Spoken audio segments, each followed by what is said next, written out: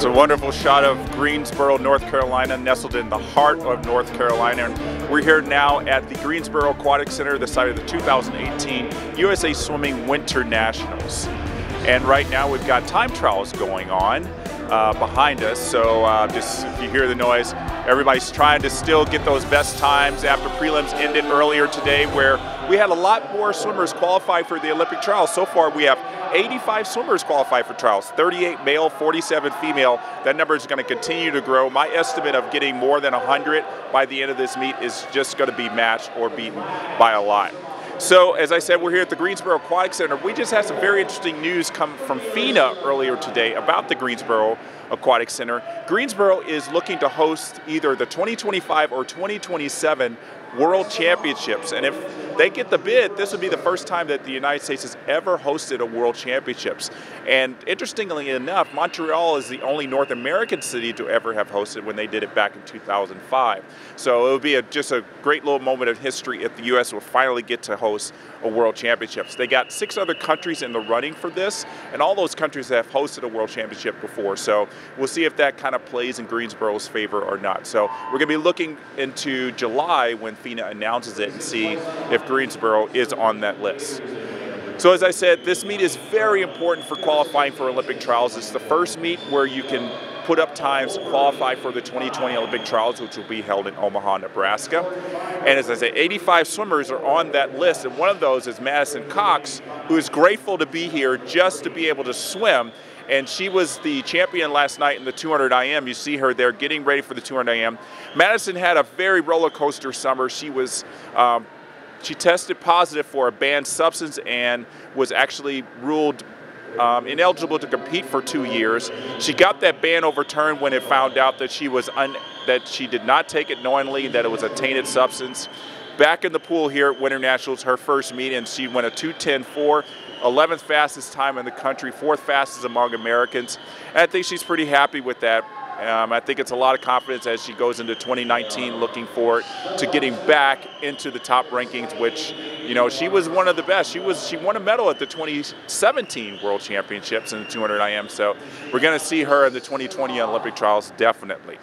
Another person we're going to see in the 2020 Olympic trials is Dana Vollmer, the 2012 Olympic champion in the 100 butterfly. You'll remember she gave birth to her second son, Riker, in July 2017. And this Nationals is her first national championship since the 2016 Olympic trials. But before she made that 2016 Olympic team, she competed at the 2015 Nationals, which were in Federal Way, Washington.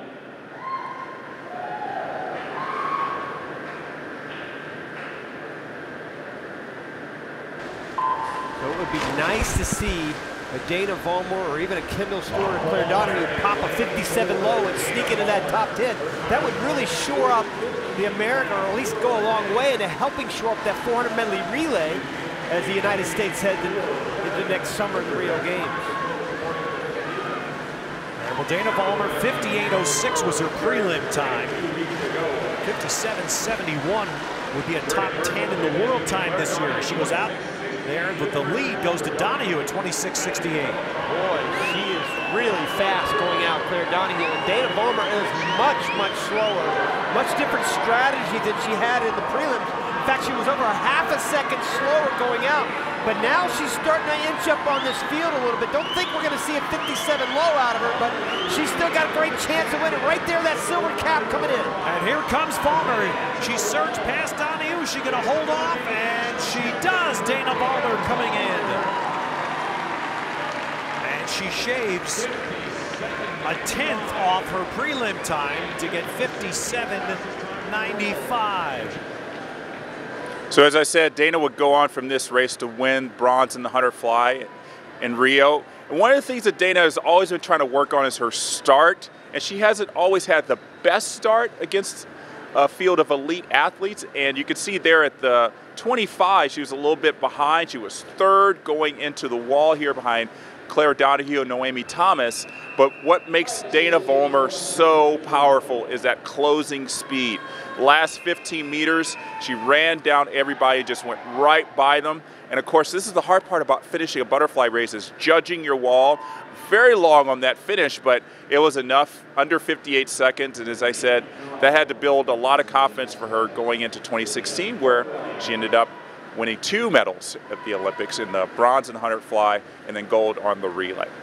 So we're talking a lot about Olympic trials and the road up to the 2020 Olympic Games, but it all doesn't start here. It starts at the local club level, where kids are just learning to swim, where they're working hard at 9, 10, 11, 12 years old just to be able to be the best swimmers they can be. And one swim team recently was rewarded for their hard work with a visit by an Olympic gold medalist.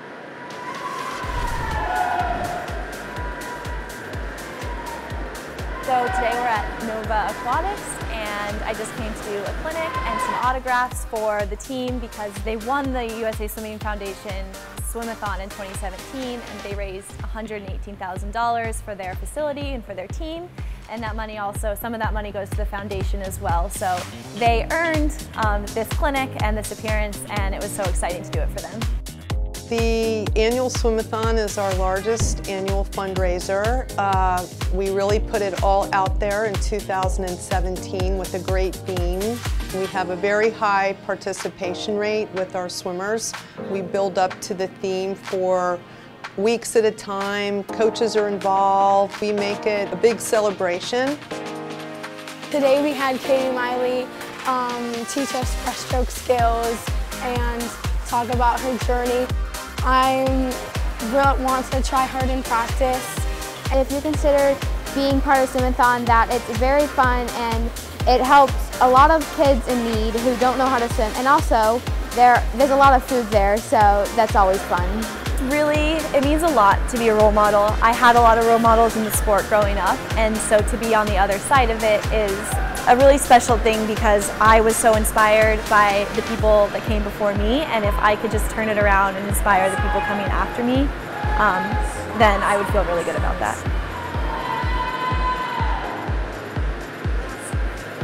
So as you see, the Swimathon has been around for a very long time. I remember doing Swimathons when I was a young kid. And it's so inspiring to know that if you really work hard, raise a lot of money for USA Swimming, that you can get a visit from an Olympic gold medalist. I encourage everybody in the next Swimathon, really work hard, raise a lot of money, and who knows, you may have an Olympic champion walking through your door as well. I think that's a really good incentive.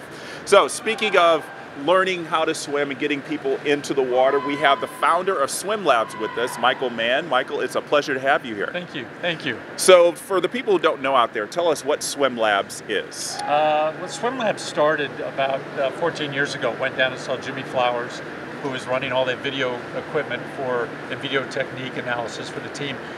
I thought, wow, if they can do it for the Olympians, let's do it for our 5- and 6-year-olds. So went back to Denver and opened a Swim Lab. So we do they swim in an endless pool with video cameras, and then we have Olympians up on the screen that they can look at their stroke with.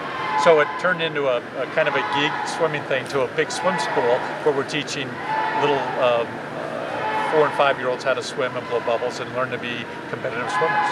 Yeah, that's really amazing that the kids can be able to see that and look at an Olympian right next to them and say, wow, I'm pretty close to swimming like an Olympian. Right, it's perfect for us because I'm kind of a swim geek, so it was easy to do, and the kids love it, and they just have a blast learning how to swim in an environment that's really simple and really easy to work with. Yeah, nice warm water, kind of an endless pool, correct? It's a warm water, and we do endless pools, and then we've combined with another school to put those endless pools in some of the big pools so they can swim against the current in the big pools with video.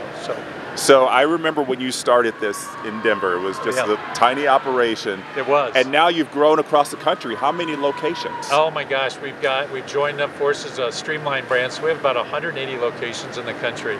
And we're getting ready to open about 15 new locations next year. But we started at the end of a dead-end street in the basement of an animal hospital about 15 years ago. Wow. So we're looking at you in the water there, working with kids, learning how to swim. I mean, what does it mean for you to be able to get in there and get these little kids to enjoy the water? Oh my gosh, it's absolute pleasure. It's so much fun to see somebody who really doesn't know anything about swimming take their first float on their tummy or their first back and realize that it's not as scary as it should be. Yeah. And so it's just an absolute blast to teach little guys how to swim. Yeah, I agree with you. Being a swim teacher myself, it's always that thrill of seeing, yes, they're not afraid anymore. Right. And that anything's possible. I hate to say I'm emotional about it because when they first do it, I get kind of tear up because they jump up and go, oh my gosh, I can swim. And I go, well, you're not quite a swimmer, but you can float and you're safer in the water. Right. Well, it's not wrong with getting emotional about it because that's really what it's all about. These kids, we're getting them safer in the water, and who knows what can come of it. Right. And they can, once you know how to swim, you can. The world opens up. You can go all over the world. You can body surf and you can sail, and you just don't have that fear of water that some people do that haven't really learned. So we also teach adults how to swim. So that's a big deal too. Yes, yes. It's a little scarier as an adult. It is, but you can still get them to be excited as a 4-year-old. Right. They get just as excited. They white knuckle it when they first start, but after that they're all right. So you work with the USA Swimming Foundation and Make a Splash in this kind of detail. How long have you been partnering with them? We've been doing that for about 2.5 years now, and that gives us the ability to have a donation and funding for children that don't have the means to be able to pay for lessons. And we subsidize those lessons and bring them in and help them learn how to swim in a facility that's probably sometimes right in their neighborhood and they just haven't found us, or their families having some problems, and we try to help them with having their children do some activity that takes their mind off of the real world things. Very good. Yeah. And you have a partnership with a very, very wonderful person, Missy Franklin. We do have a partnership with Missy. We do Missy medals. So as we do lessons, we have medals that are awarded every month by the instructors. So it's an integrity and pride. And it's not necessarily learning the stroke, but if a little child really is good with other children in the class, they get a pride medal. And they clamor for them at the end of every month. It's been fantastic.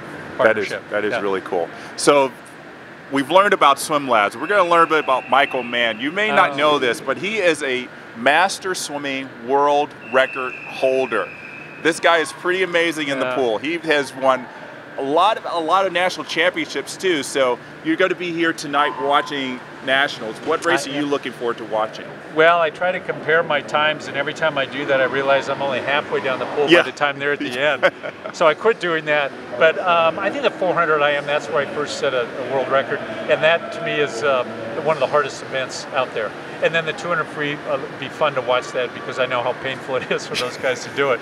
So there's a lot of great swimming tonight going on. It's going to be fun. And you're turning 65 next year. You're going to be in a new Masters age group. I'm sure you're extremely excited I look forward to getting older.